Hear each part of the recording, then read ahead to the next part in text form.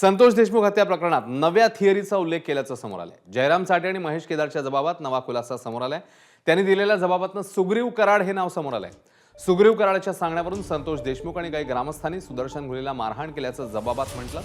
यानंतर सुदर्शन घुले आणि वाल्मिक कराडचा अपमान झालाय, याचा बदला घ्यायला पाहिजे असं फरार आरोपी कृष्णा आंधळेने चाटे आणि केदारला म्हटलेलं असं जबाबातनं समोर आलंय। बदला घेण्यासाठी देशमुखांना मारहाण करण्यात आल्याचंही चाटे आणि केदार यांनी जबाबात सांगितलं। त्यामुळे आता सुग्रीव कराड कोण असा सवाल उपस्थित होतो।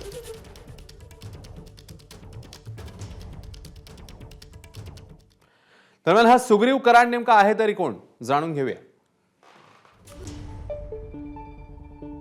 सुग्रीव कराड मूळचा धनंजय मुंडे यांचा कार्यकर्ता आहे। आई पंचायत समिती सदस्य, पत्नी केच्या नगरसेविका आहे।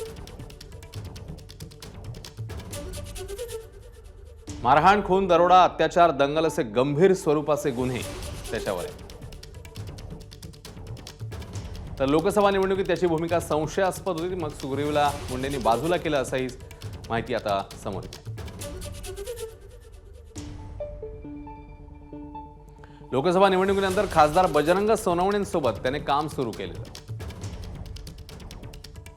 2022 मध्ये बजरंग सोनवणेंच्या मुलीविरोधात नगरपंचायतीत तो विजयी झाला। या पराभवासाठी विष्णू चाटेने सुग्रीव कराडला रसद पुरवल्याचा आरोप बजरंग सोनवणे करतात। भगवान बाबा जयंती उत्सवाच्या बैठकीत सुदर्शन घुले यांनी विष्णू चाटे आणि सुग्रीव कराडमध्ये वाद। सुग्रीव कराड आणि सुदर्शन घुलेमध्ये वर्चस्वाची लढाई पाहायला मिळालेली।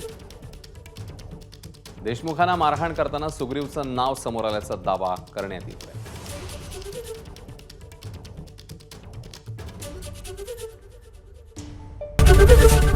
एबीपी माझा, उघडा डोळे बघा नीट।